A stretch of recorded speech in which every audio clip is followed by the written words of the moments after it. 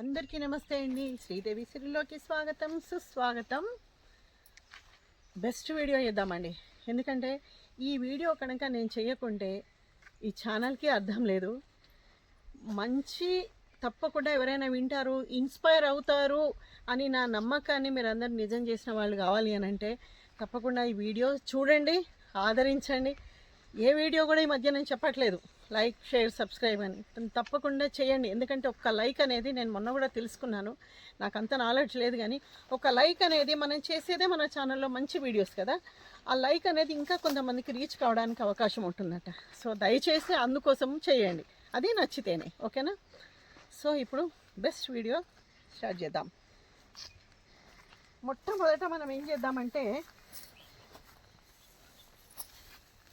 మన మెగాస్టార్ పద్మవిభూషణ్ చిరంజీవి గారికి నమస్కారం చెప్తూ ఈ వీడియో స్టార్ట్ చేద్దాం.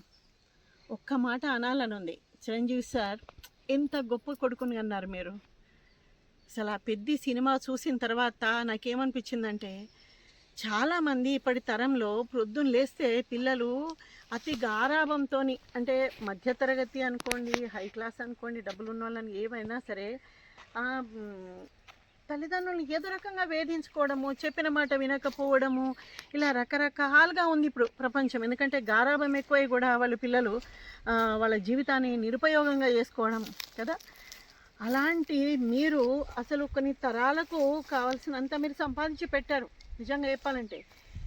అయినా సరే మీకు పుట్టిన ఈ పిల్లలు ఎవరైతే ఉన్నారో, మీ కొడుకుగా కాకుండా తన వ్యక్తిత్వాన్ని తను నిలబెట్టుకోవడానికి అసలు ఇంత కష్టపడతారా సార్? అవసరం అంటారా ఇంత కష్టం అనిపించింది నాకు నిజంగా ఆ సినిమా చూస్తే. అదే కాకుండా మీ కోడలు చాలా గొప్ప వంశం నుంచి వచ్చింది, గొప్ప గుణం. నేను అంటే కొంచెం ఒక ఏమంటారు, ఇన్నర్గా నేను స్టడీ చేస్తాను సార్ నేను ఎప్పుడు కానీ. ఇప్పుడు మీరు వినండి ఆడియన్స్కి. ఒకసారి చూడండి, రామ్ చరణ్ ఎంత అద్భుతంగా, దీన్ని నటన అనరండి. మనం ఏమనుకో, సినిమా చూస్తే అది అద్భుతంగా నటించాడు అనుకుంటాం. నటించడం కాదు, ఆయన జీవించాడు అనమాట. మనకి ఎక్కడ చూసినా పెద్ద ఒక క్యారెక్టర్, ఒక గ్రామంలో ఒక సౌకర్యం లేక దానికోసం పోరాడే ఆ సినిమా ఎంత అద్భుతంగా చిత్రీకరించారంటే, దానికి సంబంధించిన బుచ్చిబాబు గారికి కూడా మనం నిజంగా శతకోటి వందనాలు చెప్పుకోవాలి. ఇలాంటి సినిమాలు రావాలి సమాజంలో. దీన్ని చూసి పిల్లలు ఏం చేయాలంటే, నాకు తెలిసి సినిమాకి వెళ్ళి చక్కగా రెడీ అయ్యి అక్కడ మంచిగా జంబో ప్యాక్లు కొనుక్కొని ఒక మంచి మల్టీప్లెక్స్లో సినిమా చూసేసి, ఇది కాదండి సినిమా అంటే, ఇది కాదు. చూసి ఇంటికి వచ్చేసి అలా గడపడం కాదు. ఒక్కటి మైండ్లో పెట్టుకోండి, అంత గొప్ప స్టార్ కొడుకే అవసరమా ఇంత కష్టపడము? ఎన్నో చేయొచ్చు వాళ్ళు, కానీ ఒక సమాజానికి ఒక స్ఫూర్తిదాయకంగా ఉండాలని ఇంత గొప్ప క్యారెక్టర్లో జీవించాడే. మరి మనం కూడా ఎట్లా ఉందాం, మన తల్లిదండ్రులకు ఎట్లా పేరు తీసుకొద్దాం కదా.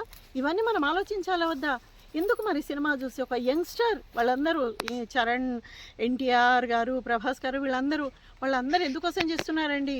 ఒక సమాజానికి ఒక స్ఫూర్తిదాయకంగా ఉండాలని చేస్తున్నారు. తప్పకుండా సినిమాలో మనకు ప్రతి పాత్ర మనల్ని కదిలిస్తుందండి. ప్రతి పాత్ర సమాజంలో ఒక చిన్న గ్రామము, ఆ గ్రామానికి ఒక పేరు రావడానికి, ప్రభుత్వ పరంగా గుర్తింపు రావడానికి వాళ్ళు పడ్డ కష్టాల్లో అక్కడ ఏమీ నటనకు సంబంధించినవి కనిపించవు. అక్కడ ఆ పాత్రలకు జీవం పోశారు. అంత గొప్ప నటుడు శివరాజ్ కుమార్ కదా. జగపత్ బాబు గారు అనుకోండి, శివరాజ్ కుమార్ అనుకోండి, ఇవన్నీ ఒక సినిమాను దయచేసి సినిమాలాగా చూడకండి. వాళ్ళు ప్రాణం పెట్టి చేస్తున్నారు, అందులో ఉన్న మంచిని గ్రహించండి. కనీసం మహానుభావులు ఎంతోమంది ప్రవచనాలు చెప్తున్నారు, ఇవన్నీ చేస్తున్నారు, ఇంత చక్కటి సినిమాలు వస్తున్నాయి. అందులో ఈ యూత్ ఎట్లా ఉండాలి, కష్టపడితే సాధ్యం కానిది ఏమీ లేదు. షార్ట్కి ఆయన వచ్చేసి మళ్ళీ దానికి సంబంధించిన ఎక్సర్సైజ్ చేసేదంట. అంత గొప్ప అసలు ఆయన ఫేస్లో ఏమంటారు, ఒక మాట చెప్పాలండి నేను. ఆయన ఇప్పుడు మనం ఏదైనా హార్ట్ఫుల్ ఏదైనా సీన్ చూస్తే మన కళ్ళకి నీళ్ళు వస్తాయి. చేసే వాళ్ళకు కూడా బాధ ఉంటుంది, కానీ వాళ్ళు ఏడ్చుకుంటూ చేసే కొన్ని సీన్స్ ఉంటాయి కదా, కానీ ఏడవకుండా ఎదుటి వాళ్ళని ఏడిపించాలి చూసేవాళ్ళని. ఆ సీన్ హార్ట్కి టచ్ కావాలి. అట్లా చరణ్ కొన్ని తన భావోద్వేగాలను లోపలనే పెట్టుకొని బయటకి తన లక్ష్యం అనేది కరెక్ట్గా చెప్పకుండా తను పడ్డ మాటలు ఇవన్నీ ఆ కళ్ళల్లో చూపించాడండి ఆయన. మరి ఇది కదండి స్ఫూర్తిదాయకం. అట్లాంటి సినిమాలు మనం ఆదరించాలి. కానీ ఇందులో ఖచ్చితంగా ఒక వెలితి ఉంది. చాలా బాధాకరమైన విషయం ఉంది. ఏంటంటే ఇంత గొప్పవాళ్ళు ఇంత గొప్ప స్ఫూర్తితోని ఇంత స్ఫూర్తిదాయకమైన సినిమాలు తీస్తున్నారే, మరి ఆడవాళ్ళని అంత చులకనగా చూపించవచ్చా, అంత ఆక్వర్డ్గా చూపించవచ్చా?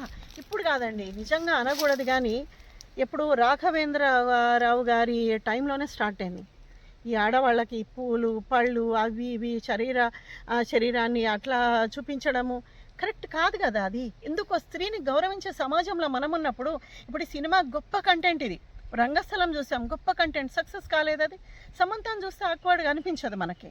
అదే ఇక్కడ జాన్వీని చూస్తే అదే అండి చూపించే పద్ధతి.